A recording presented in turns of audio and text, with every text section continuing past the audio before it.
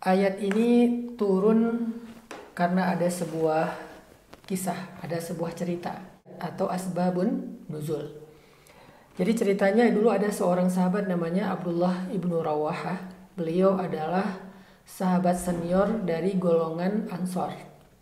Nah, Abdullah ibnu Rawahah ini pernah bertanya kepada Rasulullah Shallallahu Alaihi Wasallam. Kata Abdullah, ya Rasulullah, berikan saya satu tawaran dari Allah dan dari engkau ya Rasul. Apa yang Allah tawarkan kepada saya? Apa yang engkau tawarkan kepada saya?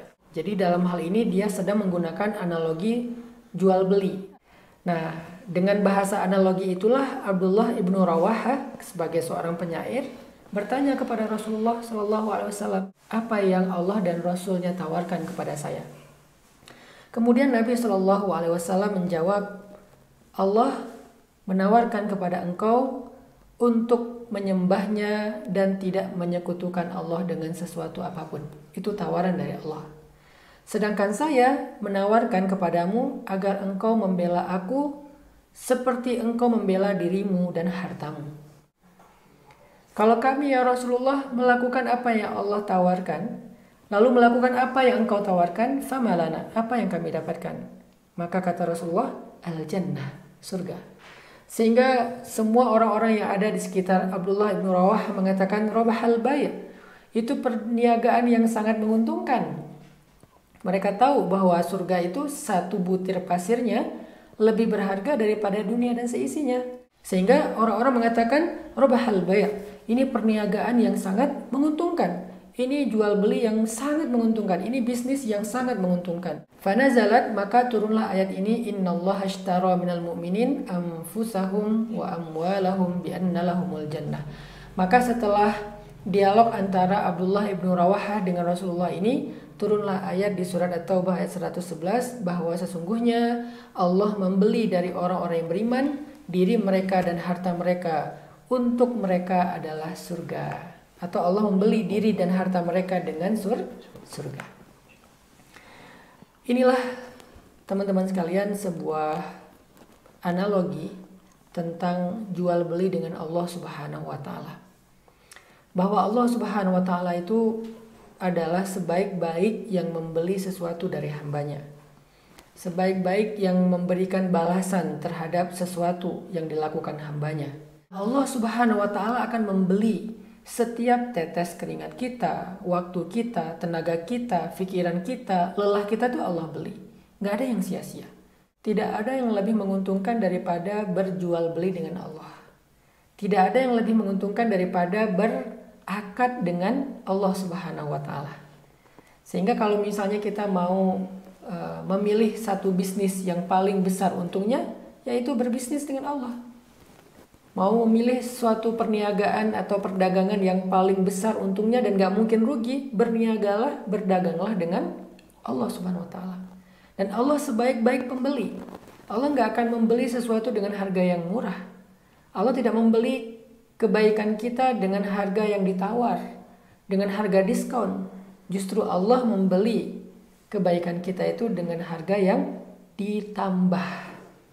Allah menawar kebaikan kita itu minimal 700 kali lipat dan maksimal tanpa hisab, tanpa batas. Itulah kenapa Allah mengatakan innallaha ashtara minal mu'minin anfusahum wa amwalahum. Allah membeli dari orang yang beriman diri mereka dan harta mereka. Bi'anna lahumul jannah, dan bagi mereka ada surga. Allah ganti dengan jannah, dengan surga. Arduhas samawati wal ard, yang luasnya lebih luas daripada langit dan bumi. Lebih luas daripada langit dan bumi.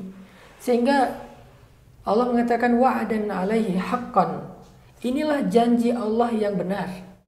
Faman asdaqu minallahi haditha. Siapa yang lebih benar daripada Allah dalam ucapannya? Allah la yukhliful mi'ad. Dan siapa yang memenuhi janjinya, memenuhi perniagaannya, memenuhi tawar-menawarnya, maka dialah orang yang mendapatkan fauzul azim, kemenangan yang besar. Setelah ayat ini turun kepada Nabi SAW, Maka sejak saat itu para sahabat berlomba-lomba dalam amal solih, terutama dalam sedekah. Karena sedekah itu adalah jual beli dengan Allah. Kalau jual beli dengan manusia itu namanya tijarah, dagang, baik, berjual beli. Tapi kalau jual beli dengan Allah itu namanya sodakoh, bersedekah. Sehingga para sahabat mereka berlomba-lomba dalam berjual beli dengan Allah dengan cara sedekah. Kita mendengar kisah perlombaan di antara Abu Bakar dengan Umar. Abu Bakar selalu mampu memberikan sedekah yang lebih besar daripada sedekah-sedekah para sahabat. Sehingga membuat Umar bin Khattab merasa cemburu kepada Abu Bakar. Kapan ya saya bisa ngalahin Abu Bakar dalam amal solih?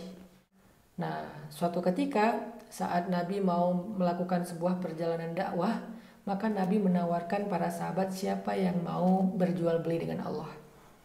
Jadi Nabi itu kalau mau melakukan satu kegiatan dakwah atau program dakwah, selalu membuka kesempatan buat para sahabat kalau mereka mau berdagang dengan Allah. Padahal Nabi bisa aja melakukannya sendiri tanpa harus melibatkan sahabat. Nabi bisa aja mengandalkan harta Khadijah.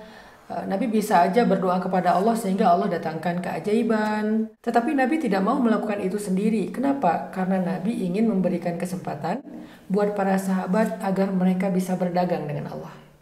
Maka akhirnya Nabi menawarkan siapa yang mau berdagang dengan Allah untuk program dakwah. Maka para sahabat pun pulang ke rumah mereka masing-masing untuk mengambil harta terbaik mereka yang mau diinfakkan atau disedekahkan fisabilillah. Ketika itu Umar datang kepada Nabi setelah mengambil hartanya yang sangat banyak, dia berikan kepada Nabi. Dia katakan, ya Rasulullah, ini pemberian sedekah dari saya di jalan Allah. Rasulullah bertanya, berapa yang engkau berikan wahai Umar?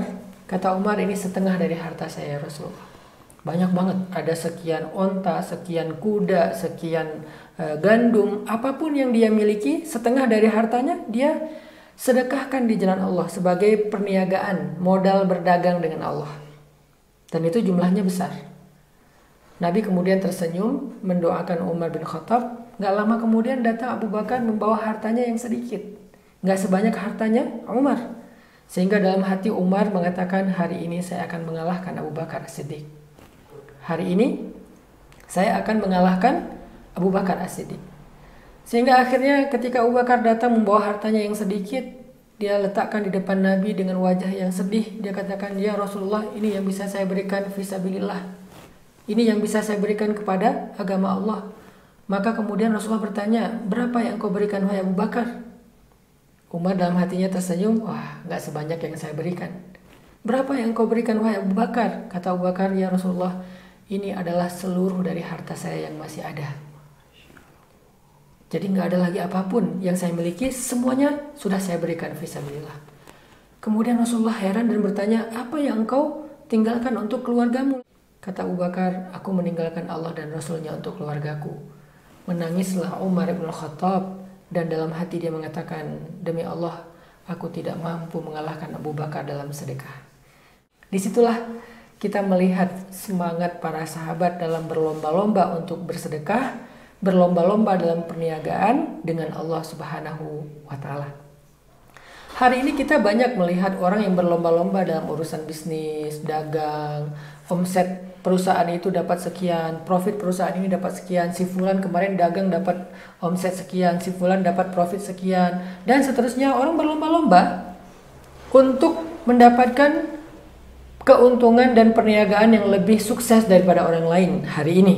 Tapi dulu para sahabat bukan hanya berlomba-lomba dalam urusan dunia, tetapi mereka berlomba-lomba dalam urusan akhirat. Mereka berlomba-lomba untuk berdagang dengan Allah, bukan dengan manusia. Itu juga terjadi antara Utsman bin Affan dengan Abdurrahman bin Auf. Tetapi Abdurrahman bin Auf tidak pernah merasa bangga, apalagi sombong dengan kesuksesannya dalam bisnis. Justru yang membuat dia nggak bisa tidur, yang membuat dia terus berpikir, yang membuat dia sedih itu adalah dia ingin berdagang dengan Allah lebih sukses daripada ketika dia berdagang dengan manusia.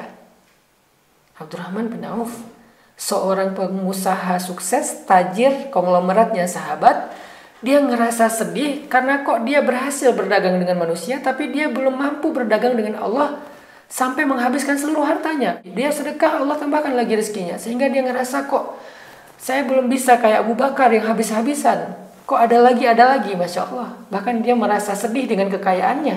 Dia pengen menjadi orang miskin. Walaupun ini hanya motivasi pribadinya Abdurrahman ya. Nggak harus kita seperti itu juga. Artinya ada inspirasi yang luar biasa. Kenapa Abdurrahman pengen jadi orang miskin? Karena Nabi pernah mengatakan Abdurrahman itu masuk surga di antara para sahabat adalah yang paling terakhir. Abdurrahman kaget, ya Rasulullah kenapa saya paling terakhir? Karena dia yang paling lama hisab dengan hartanya. Yang lain Abu Bakar udah duluan, Bilal udah duluan, Ali udah duluan yang miskin-miskin. Abdurrahman paling belakangan. Kenapa? Karena yang paling lama dihisab hartanya. Sehingga Abdurrahman merasa sedih. Dia pengen ngeluarin terus hartanya, pengen dikeluarkan. Tetapi qadarullah, makin dia keluarkan, makin Allah berikan yang lebih banyak lagi. Itu membuat Abdurrahman merasa, ya Allah saya pengen seperti Abu Bakar yang jatuh miskin gara-gara berdagang dengan Allah di dunia supaya kaya di akhirat. Seperti Khadijah yang berdagang dengan Allah untuk dakwah sampai habis semua hartanya. Saya pengen seperti itu ya Allah. Tapi Allah mentakdirkan Abdurrahman menjadi orang kaya sehingga kebermanfaatan dari hartanya itu terus dinikmati oleh kaum muslimin dan umat manusia. Pada akhirnya setelah perjuangan panjang Abdurrahman bersedekah lagi sepanjang hidupnya, dan dia selalu merasa kurang. Sedekah saya kurang, saya berikan lagi, kurang, berikan lagi. Walaupun sekali dia ngasih tuh 400 kuda, 1.500 onta, sekali ngasih tuh. Kebayang 400 kuda. Sekarang saya lagi belajar berkuda, jadi lagi nyari-nyari kuda juga buat pesantren. Itu satu ekor kuda aja yang paling murah harganya sekitar 50 juta yang layak. Bukan kuda perang ya, kuda latihan lah. Kuda perang itu paling murah 300 juta dan dia ngasih 400 kuda. 1.500 onta sekali ngasih. Satu onta rohilah itu bisa harganya di atas 100 juta juga. Artinya udah ngasih kayak gitu masih ngerasa kurang gitu. Sehingga Abdurrahman terus berjuang pengen berdagang dengan Allah sampai dia mendapatkan hadis Nabi. Dia termasuk satu dari 10 sahabat yang dijamin masuk surga tanpa hisab yang awal. Ini semangat Abdurrahman bin Auf. Belum lagi semangat-semangat sahabat yang lain termasuk Abu Ayyub Al-Ansari. Kemudian nanti ada Utsman bin Affan, ada Abu Ubaidah dan seterusnya. Saya bisa menyimpulkan bahwa para sahabat itu punya hobi bersedekah seperti kita hobi berbelanja. Para sahabat itu punya hobi bersedekah seperti kita hobi berbelanja. Bapak Ibu mungkin ngerasain ya, kita gimana hobi berbelanja itu tiap hari lah kita belanja. Apalagi sekarang udah bisa secara online, setiap hari kita belanja. Mau itu belanja makanan, belanja kebutuhan rumah, kebutuhan pakaian, belanja hal-hal yang sifatnya entertain. Marketplace itu selalu kita buka aplikasinya di handphone kita. Hampir setiap hari kita buka. Artinya kita hobi banget belanja. Sehari itu nggak sekali, berkali-kali. Sesungguhnya para sahabat punya hobi bersedekah seperti kita hobi berbelanja. Kebayang nggak sedekahnya sahabat? Hobi sedekah seperti hobi kita berbelanja. Gak mungkin sehari sekali, berkali-kali. Pagi sedekah, siang sedekah, sore sedekah, sebelum tidur sedekah. Ada sedekah yang dilakukan secara terang-terangan supaya jadi syiar. Ada sedekah yang dilakukan diam-diam, gak ada yang tahu supaya menjaga keikhlasan. Sedekah, sedekah, sedekah, hobi banget sedekah. Saking semangatnya sahabat bersedekah, terutama yang kaya-kaya nih, maka sahabat-sahabat yang miskin menjadi cemburu. Datanglah sekelompok sahabat yang miskin kepada Rasulullah SAW. Mereka duduk di dalam masjid nunggu Nabi keluar dari rumahnya. Semuanya rame-rame duduk di dalam masjid persis di depan pintu rumah Nabi yang mengarah ke masjid.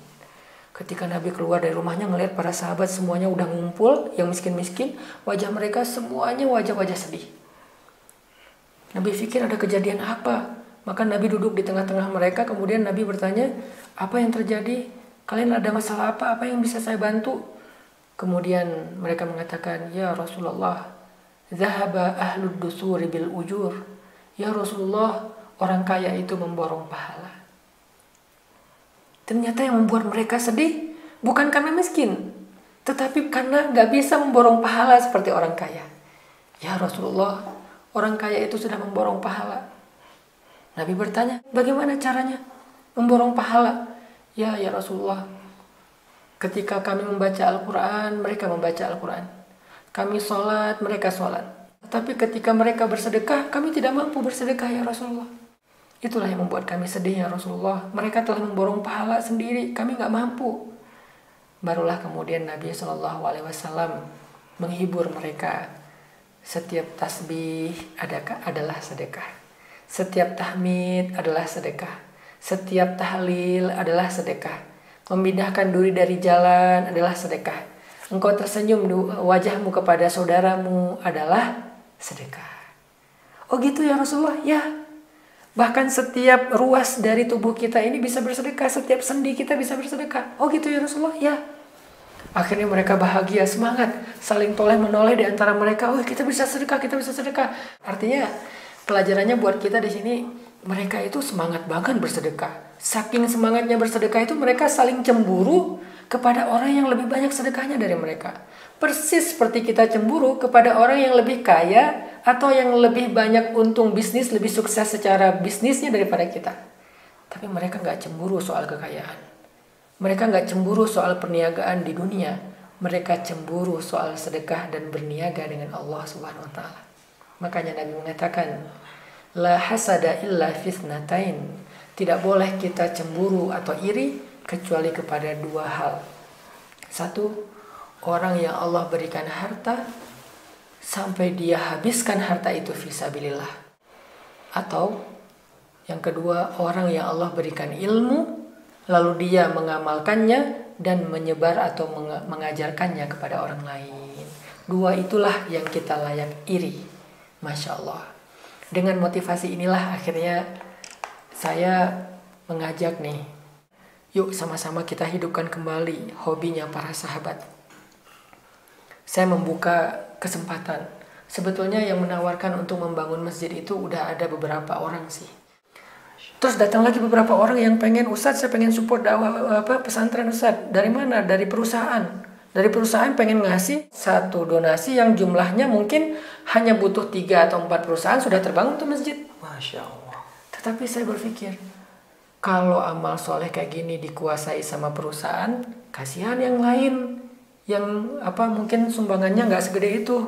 Masa urusan akhirat juga mau dikapitalisasi gitu kan? Akhirnya ya udah deh gini aja. Karena saya juga merasa, saya juga pengen nyumbang buat masjid ini. Walaupun saya juga ngajar di situ, saya mengkonsep, saya memprogram, tapi saya juga pengen dari harta juga ada, walaupun nggak banyak.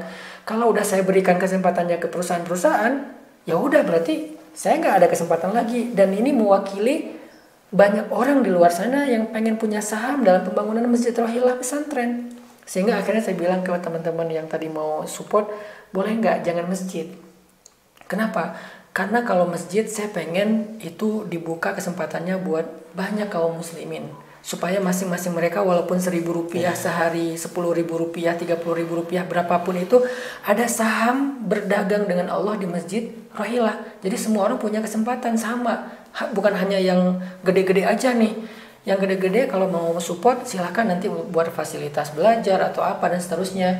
Nah sekarang saya keep nih, saya hold dulu. Yang gede-gede saya pengen membuka, kalau yang untuk masjid jangan dikasih ke mereka, tapi dibuka dulu sampai mentok.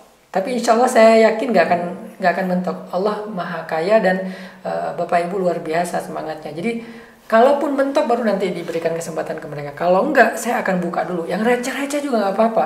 Kita saling ngajak teman kita, gak usah banyak-banyak juga, semampu kamu Rp1.000 gak masalah. Kenapa? Karena saya juga merasa kayak gitu. Saya ingin ngasih atas nama saya pribadi. Saya ingin berinfak untuk Masjid Rohillah atas nama istri, atas nama anak. Anak satu-satu diniatin. Atas nama ibu saya yang meninggal di tsunami, kakak saya yang meninggal di tsunami, ayah saya yang udah meninggal sekitar 5 tahun yang lalu. Saya pengen berinfak atas nama keluarga besar yang saya cintai. Semampunya, sekuat tenaganya, pengen ada saham di situ. Karena saya tahu betapa besar pahala yang akan insya Allah tumbuh dari Masjid Rohillah ini ke depan. Tadi Bapak Ibu udah ngelihat bagaimana dakwah kita dulu awal di Masjid Al-Latif. Kita bikin acara rutin setiap pekan sekali, itu yang hadir antara 3.000 sampai 5.000 orang. Itu pun kenapa mentok 5.000, karena nggak mungkin bisa lebih. Soalnya kondisinya masjidnya ada di tengah pemukiman warga, dan kita juga paham ada hak-hak privasi warga yang kadang terganggu oleh kegiatan kita, sehingga kita hanya bisa melakukan seminggu sekali, itu pun dibatasi jumlahnya. Sampai akhirnya udah nggak bisa ditahan lagi, pindah ke TSM, ke Masjid Trans. Di situ juga masih terbatas, nggak bisa. Kenapa? Karena kita hanya bisa seminggu sekali, jadwal yang lain udah diisi oleh kegiatan yang lain. Kita cuma bisa seminggu sekali, nggak bisa maksimal. Tapi alhamdulillah dengan adanya pesantren, saya berharap ke depan setiap hari orang yang beribadah, belajar taubat, kemudian hijrah, belajar Islam di Masjid Rohilah kita itu setiap hari full ribuan anak muda. Sehingga saya berpikir kalau Masjid Rohilah udah jadi, fasilitas pesantren udah jadi, dan kita buka kepada publik, sehari itu kita dapat pahala dari sekian ribu jamaah yang sholat sunnah aja, belum sholat wajib nih, baru sholat sunnah aja, sholat rawatib, qobliyah ba'diyah, rawatib, sholat duha, sholat taubat, sholat tahajud, apalagi, Masya Allah. Setiap hari tumbuh pahala buat orang yang sudah membangun masjid ini seberapa banyak setiap hari. Ini baru satu kegiatan, belum lagi nanti yang menghafal Quran. Saya punya mimpi yang ingin saya berbagi dengan Bapak Ibu semuanya. Karena saya punya semangat, siapa yang mengajak kepada kebaikan, maka dia mendapatkan kebaikan yang sama dari orang yang melakukan kebaikan itu. Jadi kalau saya ngajak Bapak Ibu, berarti nanti saya juga dapat kebaikan tanpa mengurangi kebaikan Bapak Ibu. Itulah kenapa saya semangat mengajak. Saya punya mimpi yang saya ingin berbagi dengan Bapak Ibu, dengan teman-teman sekalian. Saya pengen di Masjid Rohilah itu kelak, mungkin ini butuh waktu sekitar 10 tahun ya, kelak akan kita lakukan kegiatan wisuda tahfiz Al-Quran setiap bulan Ramadan, 1.000 hafiz. 1.000 hafiz setiap bulan Ramadan, wisuda. Dan kita sudah memulainya dari sekarang. Walaupun fasilitasnya baru kurang dari 10%, tapi program tahsin, tahfiz sudah dimulai oleh santri. Walaupun ini masih lebih ke membangun vibe dulu nih. Tapi saya yakin dengan kurikulum dan strategi dakwah yang sudah kita set, insya Allah mendapatkan 1.000 hafiz Al-Quran, lalu diwisuda di Masjid Rohilah setiap Ramadan itu, seperti masjid di Palestina, Al-Aqsa, Gaza, Istanbul, Mekah, Madinah, Mesir, di Damaskus, di Yaman, itu kan mereka setiap Ramadan melakukan wisuda 1.000 hafiz ya. Kita berharap 1.000 hafiz itu menghafal Qurannya di pesantren Bapak Ibu. Membaca satu huruf itu 10 kebaikan. Dia nggak baca satu huruf, dia baca satu Al-Quran. Sehari-hari mereka dengan Al-Quran terus murojaah di setiap sudut pesantren. Seperti yang tadi malam saya udah posting juga di Reels. Gimana vibe menghafal Quran di pesantren yang nyaman banget, kayak di Forest Cafe. Dan itu akan banyak banget anak muda yang insya Allah mau menghafal di sana. Dan kita akan mendatangkan guru-guru terbaik. Dari sekarang aja alhamdulillah dengan support dari Bapak Ibu, kita udah buka sekolah rimba 100% gratis. Walaupun gratis, tapi kita coba fasilitasnya sekeren mungkin, fasilitas yang konsep sekolah alam, sekolah yang lebih kayak resort gitu konsepnya. Dan untuk sekolah SD aja kelas 1 guru Al-Qurannya udah hafiz loh. Itu baru SD aja. Gimana nanti yang program santri remaja dan seterusnya. Insya Allah mimpi itu bisa terwujud ya paling lama 10 tahun lagi lah dari sekarang. Kalau sekarang kita bertahap, mungkin Ramadan 2023 kita akan wisuda 10 hafiz, kemudian naik lagi tahun berikutnya 100, kemudian 200, 300, mudah-mudahan 10 tahun sampai ke angka wisuda hafiz Al-Quran di Masjid Rohilah pesantren setiap Ramadan itu 1.000 hafizah insya Allah. Itulah yang jadi mimpi saya, dan kebayang betapa berkah dan amal jariah, betapa derasnya mengalir lewat Masjid Rohilah ini. Nah, semoga mimpi ini, harapan ini bisa kita wujudkan bersama dengan program dakwah ini. Karena sesungguhnya dakwah itu bukan cuma tugas para ustadz, tapi dakwah itu adalah tugas kita umat Nabi. Dengan cara, ada yang dakwahnya lewat ilmu, saya mungkin berdakwah dengan ceramah, dengan mengajar, dengan memprogram, tapi Bapak Ibu berdakwah dengan mungkin ide, mungkin skill, ada juga dengan tenaga, dan juga dengan harta. Sesungguhnya Allah membeli dari orang-orang yang beriman diri mereka dan harta mereka dengan surga. Semoga kita menjadi orang-orang yang disebutkan di ayat tersebut. Barakallahu fikum. Masya Allah, tabarakallah, barakallahu fiik, jazakallahu khair. Guna kita Ustaz dan Ataki yang sudah tadi menyampaikan. Ini kalau saya pribadi makin memotivasi untuk bisa support terutama pembangunan masjid Ustaz ya. Ternyata tidak dilihat dari nilainya tapi seberapa besar pengorbanan kita ya. Jadi berapapun itu kalau misalnya kita support, nanti juga Ustadz sudah berikan kesempatan yang sangat luar biasa ya. Justru nih kepada Bapak Ibu yang mungkin yang tadi sudah besar donasinya, ini dialihkan dulu ya Ustadz ya untuk pembangunan infrastruktur yang lainnya. Ini untuk masjid, ini spesial buat Anda semua Pak Ibu. Ya terutama untuk saya juga sih ya ini ya. Ini makin semangat Ustadz. Jangan semangat belanja doang. Saya semangat belanja Ustadz, tapi di keranjang. Nggak cek daripada gitu mendingan saya langsung aja donasi ya Ustaz ya. Ya, insya Allah. Untuk ke pesantren silakan buat Bapak Ibu semuanya ya. Ini untuk bisa disiapkan infak terbaiknya, ini sedekah terbaiknya, wakaf terbaiknya, ini bisa langsung menghubungi admin dari pesantren yang tadi saya sudah sampaikan. Nanti saya akan sampaikan informasi untuk adminnya, juga ada tertera di layar di bawah ini, atau juga ada QR code-nya, silakan sekali. Dan ini sangat luar biasa, ini motivasi dan juga semangat. Ada contoh dari para sahabat juga. Ternyata karena kita kan kadang-kadang berpikir gini Kak Buni, kalau untuk sedekah itu kan kita bahasanya mungkin masih dihitung-hitung lah ya, buat sedekah. Betul. Giliran buat belanja nyatanya kita ada terus. Betul. Padahal yang kita belanjain tiap hari itu nggak selalu hal-hal yang sifatnya darurat. Betul. Kan. Cobalah kita melihat bahwa ini sebagai sebuah kebutuhan kita. Kita nggak lama kok di dunia. Semua kita pasti akan pulang ke Allah. Terus apakah bekal kita udah cukup? Dengan amal soleh kita membayar dosa aja masih kurang. Apalagi membayar nikmat Allah. Terus gimana caranya? Kita harus punya bekal yang sifatnya ngalir terus. Gak cuma yang kita lakukan sekali terus udah selesai, tapi ini ngalir terus pahalanya. Bahkan nanti ketika kita berada di alam barzakh, kita nggak tahu dari mana datangnya angin yang sejuk berhembus membuat kita nyaman, dari mana kita mendapatkan kebaikan terus bertambah, sementara kita udah tidur di alam barzakh, di dalam kubur. Gimana caranya? Amal jariah. Dan pandai-pandailah kita melihat peluang amal jariah ini. Buat saya pribadi, ini pesantren adalah bekal pulangnya saya kepada Allah. Sehingga saya selalu bilang ke istri, bilang ke anak-anak, pesantren ini gak boleh sepi dan gak boleh berhenti kegiatan kebaikannya. Ini mimpi dan harapan saya pribadi, dan saya berbagi mimpi dan harapan itu dengan sahabat-sahabat, teman-teman semuanya. Kita harus punya amal jariah yang produktif. Dan pesantren insya Allah kita usahakan menjadi salah satu kantong kebaikan yang produktif setiap hari dengan ribuan kebaikan, bahkan jutaan kebaikan setiap hari. Dan ini baru satu ya.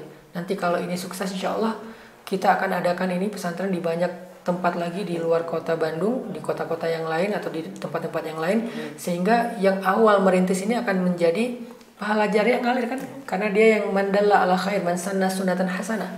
Maka ini kesempatan yang luar biasa buat saya. Mudah-mudahan kita semuanya bisa pulang ke Allah dengan bukan hanya dengan ibadah kita, tetapi juga dengan peran kita di dalam dakwah. Salah satunya dakwah pemuda atau dakwah pesantren pemuda. Semoga keterlibatan kita dalam dakwah di dunia, susah payah kita di dunia, akan menjadi kemudahan kita di akhirat. Yuk, terakhir saya mengajak, jangan berhenti kebaikan ini sampai kepada kita. Kebaikan ini harus juga tersambung kepada orang lain setelah kita. Ajak saudara kita, keluarga kita, sahabat kita. Karena Nabi pernah mengatakan, sampaikan kebaikan ini kepada orang yang datang setelah saya. Jadi Nabi nggak mau kebaikan Islam itu berhenti di antara sahabat. Maka muncul tabi'in. Lalu muncul tabi'ut tabi'in. Lalu muncul sampai kepada kita. Kebayang nggak pahala Nabi, pahala para sahabat? Karena kebaikannya terus estafet, terwariskan dari satu generasi ke generasi yang lain. Begitu juga kebaikan ini. Yuk, jangan sampai kebaikan ini, kesempatan ini, proyek langit ini berhenti hanya di kita. Yuk kita ajak yang lain agar terlibat dalam kebaikan ini.